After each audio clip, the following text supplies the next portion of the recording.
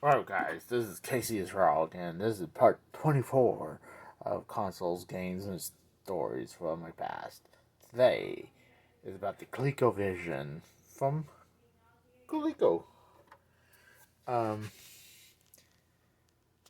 the story where I got this, and actually, trying to not only got that, I also got the Intellivision from the same guy in Pennsylvania, just outside a town called Lehigh, Pennsylvania. Couple miles outside there, there's a flea market. Inside a warehouse. Uh, I used to get a bunch of good stuff from that. Uh, Let me, before I move and tell you the rest of the story about that, uh, one of the cool things is you open this, open, and this is one of the first systems that ever have a kind of add-on that it's made for that. You know, you see right there it says expansion module interface. You plug this expansion module in there, and here's one of them. Is the expansion module number one, and I told you guys about this a few times now. This module will play Atari 2600 games, and today you can't even do that nowadays. Shoot, if PlayStation had a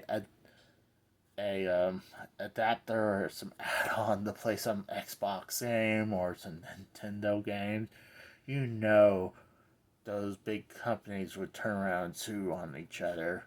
Well, Coleco did this, but they kind of was doing their own way. They reverse engineer it, use their own parts, uh, the so they can play this on on the ColecoVision to play these Atari games. So, and they also made a Atari 2600 clone system. I believe it's called the Coleco Gemini, and they tried to sue them for that, but it's the same thing. They were using their own parts from reverse engineering, and they did not. Coleco beat that lawsuit, but as the story about, yeah, I was about to go on.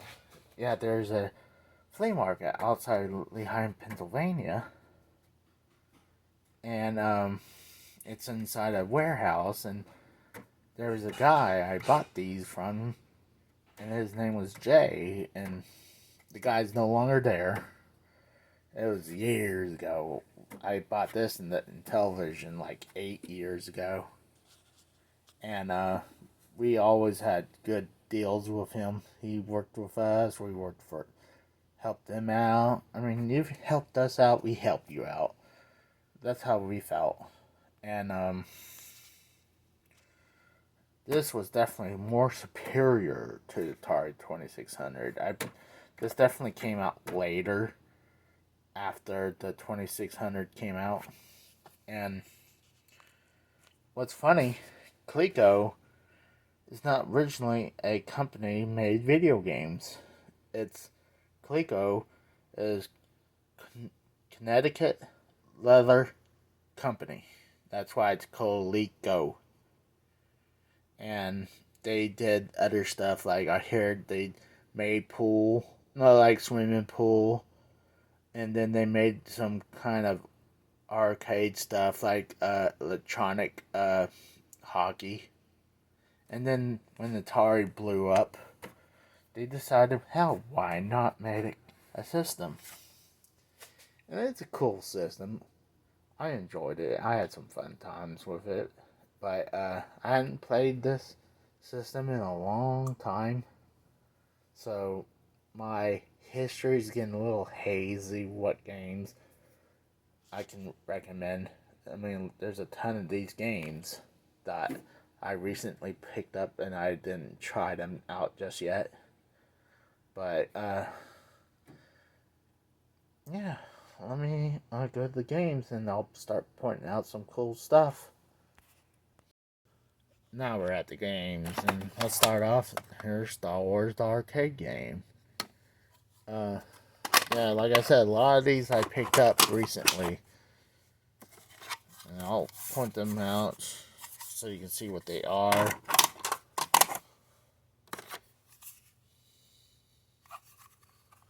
And then when I get to a good game, I know I'll tell you about it. Ghostbusters. I wonder if that's anything about related to Ghostbusters. Pit stop.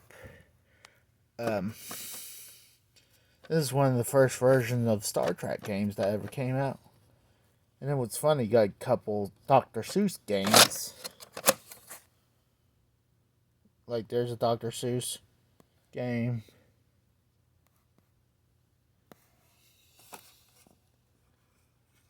And here's, pause this for a second, show you guys some cool stuff. Here's something, if you guys know Atari 2600, even if you don't even know Atari that much, you've gotta heard of Pitfall, and it came out for other systems. Yeah, and it came out for the ColecoVision. Made by Activision, same people who left from from Atari. And then you have Frogger 2. And look, it says 3 deep. So it's kind of play on words, kind of, if you think about it. And I was telling you, I want to tell a story about how Donkey Kong actually really affected the history of some systems. Especially with the Coleco and Atari and Nintendo. During this time frame, Nintendo licensed the Donkey Kong out to all the systems. To Atari, I know went to Intellivision, went to and then ColecoVision. I don't know if I already said Atari as well, but Atari, and it's obviously made by Nintendo. But there was a deal going on between ColecoVision and Nintendo that Nintendo licensed the game for them to sell this as a pack-in for the system. And Atari and Nintendo was actually about to do a deal where Nintendo was about to license out the NES to Atari, so it would have been the Atari Entertainment Center. I mean, gosh, this game affected time, if you really think about it. This thing, and because this game went to ColecoVision and being pack-in game, ruined the relationship between Atari and Nintendo. I mean, if this game wasn't out for this system, it would probably be Atari and PlayStation and Xbox nowadays, not Nintendo, PlayStation, and Xbox. Think about that. I mean, this one game changed the time of history for gaming. So, I mean, honestly, this game is really good. I mean, Donkey Kong was very good for Nintendo, especially in console game and also in the arcades. One of the coolest things is I picked up Root Beer Tapper. It's a good game, a good arcade game, a good console game as well. For any system, actually. Mine are 2049ers.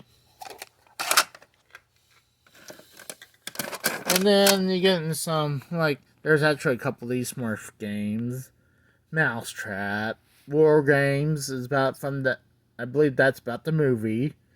War Games. Adventure, Adventure? I'm trying to pronounce it. Then Blockade Runner. Pepper 2. Of course, baseball games. Burger Time. Burger Time was always a good game for any system. Mr. Do's a good game. And then you had some of these kind of weird looking games. Like this one's Heist. I recently picked that up, and here's another version of Heist with a gold label. And then this one is Turbo by Sega. And Turbo was a arcade game, so it's cool. It also came out on a cartridge. And then you got the, what does that say? Spin Knacker software. Oh, it's Alphabet Zoo. And then Carnival is on the Atari as well. You gotta have blackjack and poker back in the day. You actually have a Cabbage Patch. I mean, that's Coleco actually also made Cabbage Patch. So they were kind of double dipping with that. That's kind of funny. Then there's another Smurf game. Zaxxon's a good game. And here's a cool thing. Yes, that is a Rocky boxing game, superior to anything boxing to the NES game. So, I really do like the ColecoVision. I really, like I said before, I hadn't played a lot of these either in a long time, or I hadn't played them at all because I recently picked up a ton of these recently. So I just need nice. And that is pretty much it, guys. Well, I could tell also that ColecoVision died. It was doing good until the crash of 83. 83 took out ColecoVision. It took out Intellivision, took out a bunch of companies, and damn near killed Atari. Damn near. I mean, to the point where Atari actually had to sell divisions of Atari. So, I mean, crash of 83. If that didn't happen, I don't know if we would have had Nintendo as what it is. I mean, how great people love Nintendo. But, like, you guys see this, ColecoVision, you want to get into it? It's cool to get into it. This games, I suggest to have some kind of, I take pictures when I collect games for, like, Atari and, ColecoVision and television. It's just easier to just take pictures and scan through to see what. But ColecoVision games are kind of hard to come by. Same thing. I mean, you can kind of find the television a little bit easier. Same thing with 7800. But getting Coleco games, they're a little hard to come by. So anytime I see them, I was like, I gotta get it for it because I'm trying to get as many of these Coleco games as I can. But thank you for watching. There's only 3 more systems, or 4 if I decide to do a review of the RCA Studio 2. So, thank you for watching, guys. Bye.